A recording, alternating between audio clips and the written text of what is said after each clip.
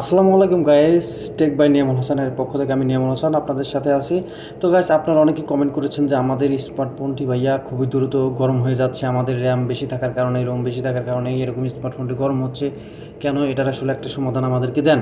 তো গাইস, আজকে তার জন্য আমি আপনাদের মাঝে চলে আসলাম একটা ছোট একটা ভিডিও নিয়ে, যে ভিডিওর মাধ্যমে আপনারা জানতে পারবেন কীভাবে আপনাদের স্মার্টফোনকে গরমের হাত থেকে রক্ষা করবেন এবং সেই সাথে সুন্দরভাবে স্মার্টফোনটি ব্যবহার করবেন।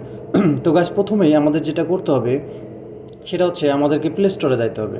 হ্যাঁ, আমরা প্রথম যেটা কাজ করব, আমাদের ফোনের থাকা প্লে স্টোরে যাইতে হবে। আর একটা বিষয় আমি বলে দিই, আপনারা কিন্তু অনেকেই নর্মাল অ্যাপ, যেটা সিস্টেম অ্যাপ থাকে, সেই সিস্টেম অ্যাপের বাইরেও কিন্তু অনেক ক্ষেত্রে আমরা প্লে স্টোর থেকে অ্যাপ ইনস্টল করি, যেগুলো আমাদের নিত্যদিনের প্রয়োজন হয়। তো সেই প্রয়োজনের যে অ্যাপগুলো আছে সেগুলো আমরা কী করি, আনইনস্টল করে দিই। কীভাবে?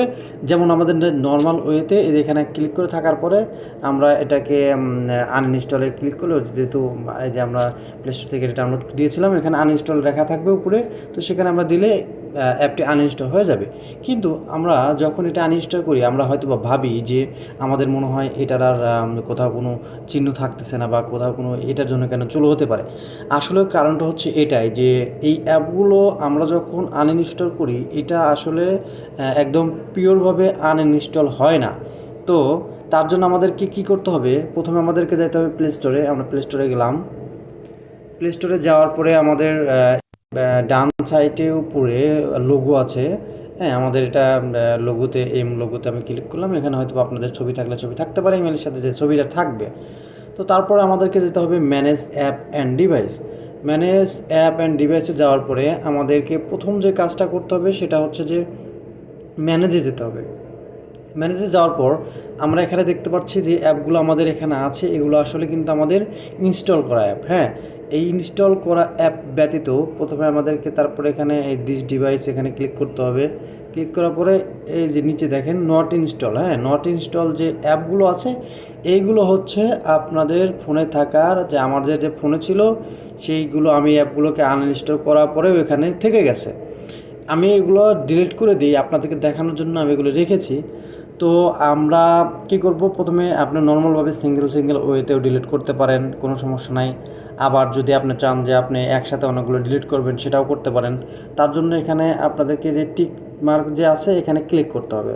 টিক মার্কে ক্লিক করার পরে এখানে কিন্তু সেটা মার্ক হয়ে যাবে। আপনি চাইলে আরও টিক মার্ক দিতে পারেন। হ্যাঁ, এরকম করে আপনারা অনেকগুলো টিক মার্ক একসাথে ডিলিট করতে পারেন। তো এরকম করার পরে টিক মার্ক যখন করবেন, তখন আপনাদের ডান পাশে কর্নারের উপরের দিকে একটা এই যে ডিলিট আইকন থাকবে। হ্যাঁ, ডিলিট আইকনে একটা ক্লিক করতে হবে। হয়তো বা একটু সময় নেবে, কারণ যেহেতু এখানে একটা লোডের একটা বিষয় আছে। তো তারপরে এখানে এরকম একটা মেসেজ আসবে। মেসেজ আসার পরে পাশে লেখা থাকবে রিমুভ। হ্যাঁ, আমাদেরকে এই রিমুভে ক্লিক করতে হবে।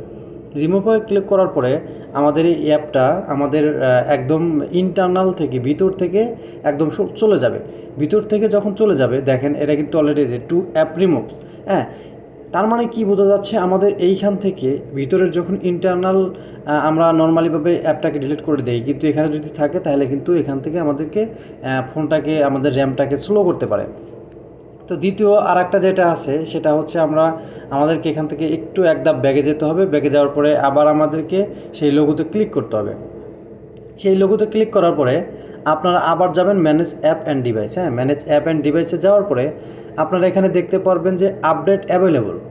আপনাদের ফোনে যদি কখনও দেখবেন যে কতগুলো অ্যাপ আপডেট আছে, তো সবগুলো আগে দেখবেন। হ্যাঁ, এখানে ক্লিক করে আপনারা দেখতে পাবেন কী কী অ্যাপ আপনাদের এখানে আছে। তো আমাদের এখানে আপডেট আসছে, অনেকগুলো আপডেট আসছে। তো এইভাবে যদি আপডেট আসে তাহলে সেগুলো অবশ্যই আপনারা আপডেটে ক্লিক করে, সিঙ্গেল ওয়েতে আপডেটে ক্লিক করে আপডেট করে দিতে পারবেন। তারপর হচ্ছে যখন আপনি অল দিলে কিন্তু অলে চলে আসবে, আপডেট হবে। সো এগুলো আপনারা আপডেট করে নেবেন। আমি কিছুক্ষণ পরে আপডেট করব, তো তার জন্য দেখানোর জন্য বললাম আর কি। না, আপডেট অলে ক্লিক করলে কিন্তু সবগুলো একসাথে আপডেট অল হয়ে যাবে। তো দ্বিতীয় যেটা, এটা আমাদের দ্বিতীয় সমস্যাটা গেল। তো এখন আপনাদের যেটা করতে হবে, ধরেন আপনারা অ্যাপ ব্যবহার করছেন, অনেকগুলো অ্যাপ। আমি আমার গ্যালারি ওপেন করলাম, তারপরে আমাদের ফাইল ম্যানেজার ওপেন করলাম, এরকম আপনারা অনেকগুলো অ্যাপ ব্যবহার করেছেন ইতিমধ্যেই ধরেন। তো এই অ্যাপগুলো আপনাদের ফোনটাকে কিন্তু চালু করে রাখতে পারে, কারণ আপনারা অ্যাপের ভিতরে ঢুকলেন এবং বের হয়ে আসলেন, তারপরে কোনো কাজ করলেন না। আপনাদের নিচে থেকে একটু এরকম করে টান দিবেন। টান দেওয়ার পর আপনারা আপনাদের এই যে এখানে দেখেন অনেকগুলো স্ক্রল বারে কিন্তু অ্যাপ আছে, যেগুলো আমরা রিসেন্টলি আমরা ভিউ করলাম। তো এই অ্যাপগুলো কিন্তু আমাদের ফোনটাকে ব্যাকগ্রাউন্ড থেকে স্লো করে দেয়। কীভাবে স্লো করে? এটা হচ্ছে আপনার ফোনের যে র্যাম আছে, রোম আছে, এগুলোকে কিন্তু অলওয়েজভাবে প্রেশার দিচ্ছে, কারণ ব্যাকগ্রাউন্ডে এগুলো কিন্তু রান হচ্ছে। তার জন্য বিধায় আমরা এই অ্যাপগুলো যখন আমরা ব্যবহার করার শেষে অবশ্যই আমাদেরকে ক্লিয়ার অল করে এগুলোকে একদম আউট করে দিতে হবে। হ্যাঁ, আপনারা কিন্তু সিঙ্গেল ওয়েতেও এগুলোকে আউট করতে পারেন। ধরেন যে আমি এখানে ঢুকলাম, হ্যাঁ, তারপর আবার আর একটা ঢুকলাম, ঢোকার পরে আমি এখানে যদি যাই তো আমাদের এখানে দুইটা দেখাচ্ছে। হ্যাঁ, এখন আমি এটাকে সিঙ্গেলভাবেও আমরা আউট করতে পারবো, এভাবে ধরে উপর দিকে ড্রাগ করে দিয়ে এগুলোকে আমরা আউট করে দিতে পারবো।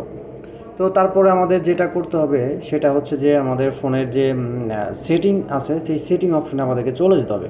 কারণ সেটিং থেকে আমি আপনাদেরকে দেখাচ্ছি কীভাবে। প্রথমে আমাদেরকে সেটিংয়ে যাই, আমরা সেটিংয়ে আসলাম।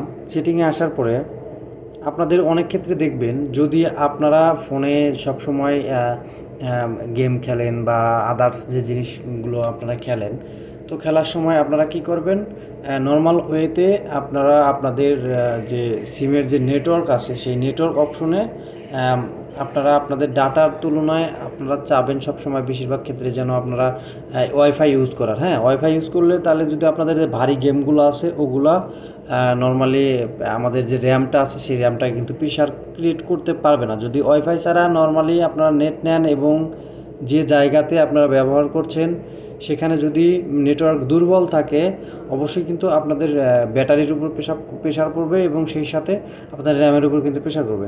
তার জন্য আপনাদেরকে এখানে যেতে হবে। আমাদের যখন আপনারা গেম খেলবেন সেই ক্ষেত্রে যদি আপনাদের ফোন চালু হয়, অবশ্যই আপনাদেরকে এখানে মোবাইল নেটওয়ার্কে যাবেন।